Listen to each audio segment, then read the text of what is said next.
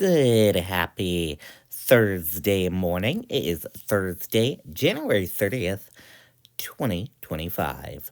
I'm Riley King, and welcome to WRMK News with Riley King. We got a lot of news to get to on this Thursday, so let's get started right now. First up, Robert F. Kennedy Jr. defends record on healthcare in Senate confirmation. Let's take a listen to that report from WMUR News 9. News reports have claimed that I'm anti-vaccine or anti-industry. I am neither. I am pro-safety. Robert F. Kennedy Jr. staring down members of the U.S. Senate as he looks to take over the nation's top public health agency. You will have the opportunity to chart a new and better course for the federal approach to tackling both the drivers and the consequences of our ailing healthcare system. Unlike other jobs we're confirming around this place, this is a job where it is life and death. Throughout his career, Kennedy has cast doubts on the safety and efficacy of vaccines, but today telling lawmakers he believes vaccines are an important public health tool. Are you lying to Congress today when you say you are pro-vaccine? Or did you lie on all those podcasts? I said there are no vaccines that are safe and effective, and I was going to continue for every person. Every medicine has people who are sensitive to them. Kennedy was also pressed on his record on abortion, including comments he made right here in the WMUR studio during his own run for the White House in 2023. At the time, he called himself pro-choice, but today Democratic senators accused him of flip-flopping on the issue in order to gain political power. I don't think the government has any business telling people what they can and cannot do with their body. I'm not going to be in a position, allow myself into a position where I'm going to be telling a woman to bring a child to term that she doesn't want. I don't think it's a good solution. When was it that you decided to sell out the values you've had your whole life in order to be given power by President Trump?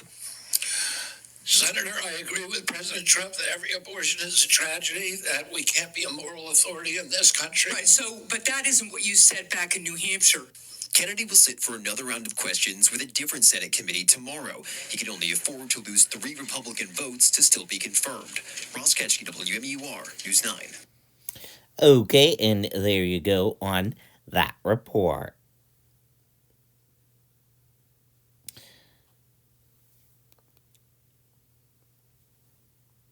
Bill would increase excessive speeding fines on New Hampshire interstates and turnpikes in Route 101. Let's take a listen to that report from WMUR News 9. It's pretty noticeable that the speeds have increased quite a bit. You know, we get to the point here where it's time to maybe make some changes. If you've got a bit of a lead foot while driving on the highway, you may want to start easing up. More expensive speeding fines could be on the way, with a proposed law sponsored by Representative Stephen Pearson that make all 5 of New Hampshire's interstates, plus State Route 101, the Everett, and Spalding turnpikes into enhanced enforcement zones. I would say there's almost always an accident on the highway in New Hampshire. In those areas, a 50% increase would be put on existing speeding penalties for any driver traveling more than 15 miles per hour over the posted speed limit. That additional 50% will go into a non-lapsing fund that the state police will use to pay for increased enforcement. Some drivers hearing about the proposal for the first time tonight. I don't think anyone's going to love it if you multiply a speeding fine by 1.5, but It might make the roads safer. yeah, so people may go for I it. think it's a bad idea. I think the flow of traffic is the flow of traffic and everybody drives 80. I think they should just up the speed limits. But Pearson says the state's already established speed limits are reasonable and they enforce public safety. And that's something that New Hampshire takes seriously. So it's really just that simple. Slow down. So Representative Pearson is the only sponsor of this bill, but he tells us tonight that generally the move does have support amongst his colleagues. Right now it's being processed through the Criminal Justice and Public Safety Committee, and next it will move on to the House floor. We're live in Hooksett tonight. Imani Fleming, WMUR News 9. Okay, and there you go on that report. Camera at Kennedy Center in Washington captures the mid-air collision. Let's take a listen to that video.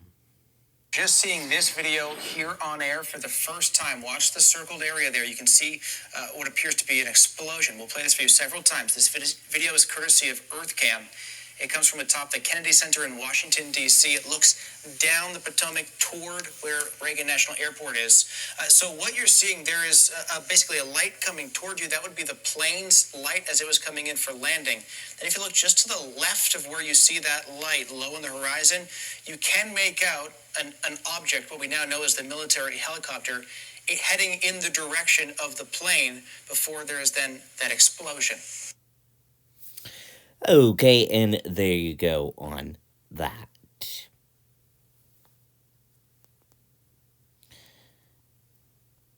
Manchester bound flight canceled after regional Jack and Black Hawk helicopter collide in Virginia. Let's take a listen to that report from WMUR News 9. Yeah, guys, so much information still coming in. What we do know right now, the New Hampshire connections to the situation that is happening down in our nation's capital, is another flight from that same airline operating for American Airlines called PSA was supposed to land here just a few minutes ago at the Manchester-Boston Regional Airport from Reagan National Airport. That flight has, of course, been canceled. That full ground stop, no flights coming in or out of Washington, D.C. right now. We have also learned that same flight involved in that crash was bound to then fly north later this evening here to New England, bound to land at Burlington at the Leahy International Airport there. These are the live images we've been watching all evening long for these last few hours coming out of Washington, D.C. Just to go over the facts one more time, according to the FAA, that CRJ 700 passenger jet colliding midair with a Sikorsky H-60 helicopter, those better known as Black Hawk helicopters used by the U.S. military. That happened while that flight was on approach at Reagan National Airport. The American Airlines flight that was operated by PSA had departed from Wichita, Kansas. It was on its final approach to the runway. White House Press Secretary Caroline Leavitt saying that President Donald Trump has been informed of the crash just moments before we came on the air. President Donald Trump himself releasing a statement saying he's been fully briefed on the situation. He is monitoring what he is calling a terrible accident happening in Washington, D.C. tonight. We spoke with Tom Kinton this evening. He's the former head of Massport and Logan International Airport. Obviously, another airport that sees a massive amount of air traffic flowing in and out, both civilian, commercial, and military. He's telling us about the information he is seeing coming in from our nation's capital tonight. I can't recall the last mid-air in this country. I mean, we have a very sophisticated air traffic control system that operates very safely. But again, something went wrong this evening, and that's got to get figured out because this is unheard of, quite frankly, in this day and age, in this country. And right here, we are again showing you that video that appears to show the moment that Black Hawk helicopter and that passenger jet collided in the air in Washington, D.C. Kinton telling us the exact circumstances of that crash and that collision, what happened in the moments before and after, will have a serious impact on the number of potential survivors in this crash. We know that there is a massive search and rescue effort underway right now on the waters of the Potomac River. Take a listen to what Tom Kinton has to say about that. If one went on fire in the sky and the other one just plummeted into the water, you have a higher degree of potentially rescuing some people alive. Versus if both aircraft blew up in the sky, then it's a tougher situation. And we've also learned tonight that the flight tomorrow morning from here in Manchester, scheduled to go down to Reagan National Airport in Boston, leaving around 5:30 tomorrow morning, has already been canceled.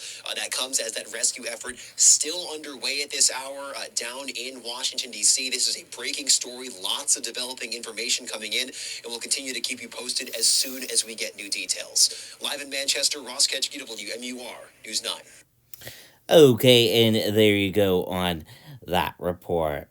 And our thoughts and prayers go to the people that were affected in that. DC officials give a briefing on the jet collided with the Army helicopter. Let's take a listen to that from ABC News. I love your nervous smile, your giant heart, and knowing what melts you. The irresistibly smooth chocolate of Lindor, made to melt the one you love this Valentine's. I'm at Reagan National Airport. I am joined by United States Transportation Secretary Sean Duffy, United States Senator Jim Moran, Senator Roger Marshall, Jack Potter, the CEO of the Metropolitan Washington Airports Authority. We are here to brief you on the very tragic events of this evening, where we know a passenger plane coming to the airport here collided with a military helicopter. Our fire department, DC Fire and EMS, supported by fire departments and police departments from across the Washington metropolitan region, are executing a rescue operation in the Potomac River. They are working diligently in very dark and cold conditions, cold water, to execute this rescue operation. We have had the opportunity to be briefed by American Airlines officials. I'm told that American Airlines leadership is on the way to Washington as well. And officials are in the airport talking to families now. We do have a 1-800 number where families should contact us, should contact American Airlines for more information, and we will be providing that information shortly.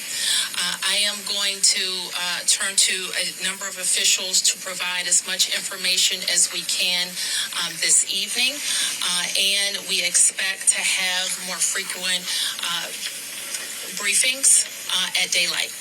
So with that, I'm going to turn to Secretary Duffy. Thank you, Mayor Bowser.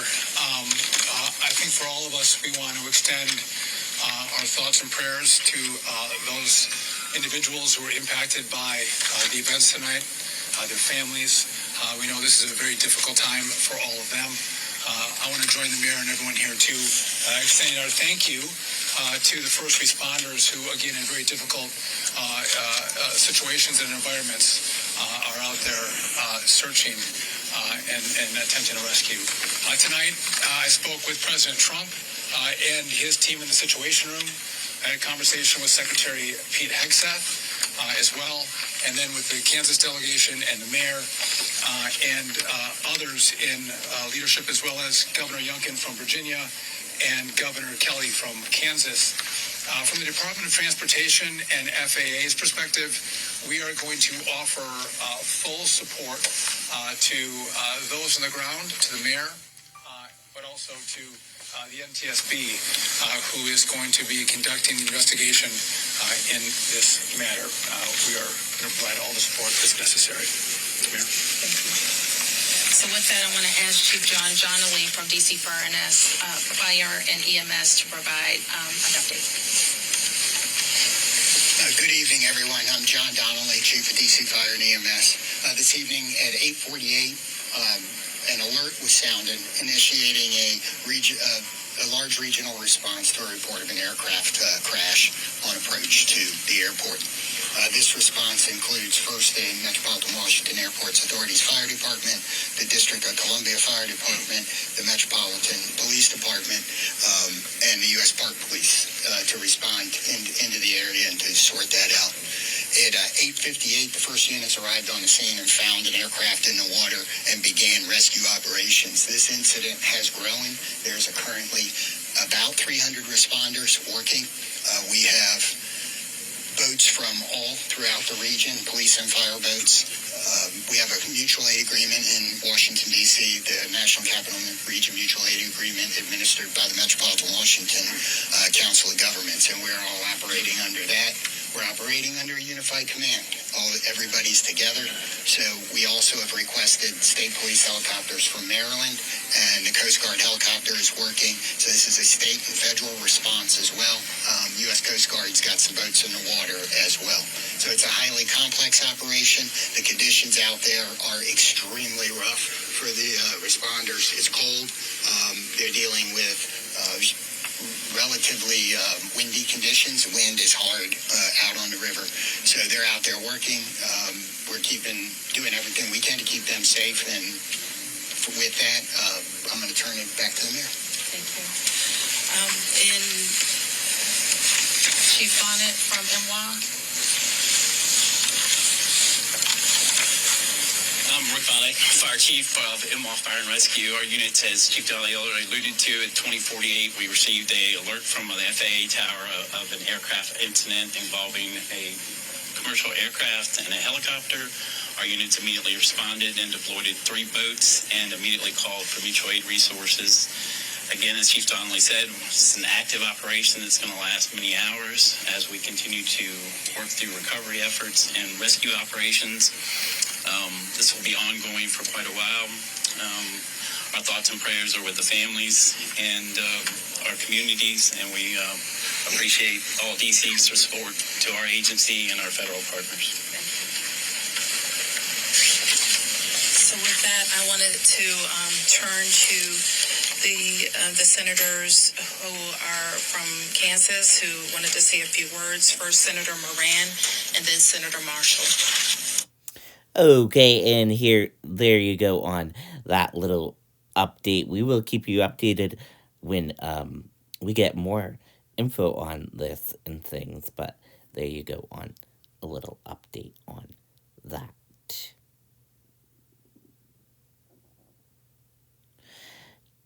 China's DeepSeek takes U.S. tech by surprise. Let's take a listen to that report from CBS News. We began last night with DeepSeek, the Chinese artificial intelligence upstart that rattled the AI industry and the markets. It was probably the first time many of you had even heard the name DeepSeek. It was new to us, too. So today, Hong Kong correspondent Anna Corin sought out DeepSeek. In the heart of Beijing, wrapped in glass and steel, sits an office on the 5th floor. We went to interview the CEO of DeepSeek, a Chinese AI company which until Monday was virtually unknown. As robots pass by cleaning the floor, our producer is told to leave. No filming here, he orders. But for the rest of the country, this is a moment of national pride. I'm so proud and feel so good, says this woman. With little fanfare and a fraction of the budget, Chinese startup DeepSeek released an AI model that performed as well or better than any in the West. Louis Gave has studied the Chinese economy for more than 30 years. How did DeepSeek pull this off? I think people are still trying to figure it out. I think what China's just proven is that if you build a 10-foot wall, they can invent an 11-foot ladder. Shocking tech giants like OpenAI, Google, Amazon and Meta, and tanking chipmaker Nvidia stock on Monday. What you just saw is China come in and said, hey, we can do AI as well. We can do AI as well, and we can do it for a fraction of the cost. Since 2018, the US has restricted the sale of high-end semiconductors and equipment to China, but despite the sanctions, DeepSeek has proven to be highly resourceful and innovative. Anna Corin, CBS News, Hong Kong. Okay, and there you go on that report.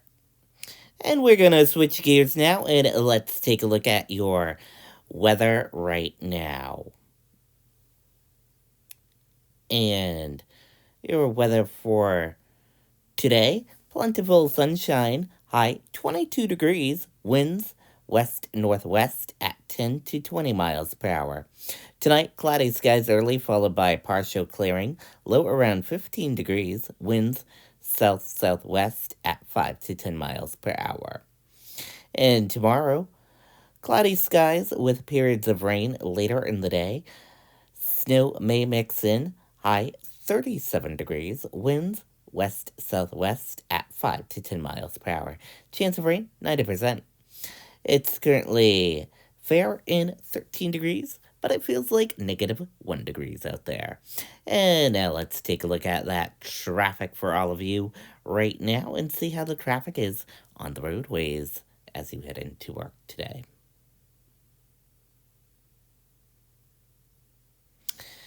On 93 heading into Massachusetts, a nice smooth sailing ride there. 293, nice smooth sailing ride as well. Around the Manchester area, nice smooth sailing ride as well. 93 around Hooksett Bow, Concord, nice smooth sailing ride. A little bit of medium and slow paced traffic and stopped traffic around the Concord area. 393, a fairly nice smooth sailing ride. Route 4, you got a okay ride with medium and a little bit of slow paced traffic as well. And Route 16 above Spalding, you got smooth sailing ride with medium based traffic. 95, nice smooth sailing ride as well with a few areas of medium based traffic. 101, nice smooth sailing ride as well with some areas of medium based traffic as well. In Merrimack, Nashua, into that border, Massachusetts, you got a fairly nice smooth sailing ride with a few areas of medium and slow based traffic as well. That's a look at your traffic, and that does it for this edition of WRMK News with Riley King. Thank you for tuning in and listening. Have a great day, everyone, and goodbye.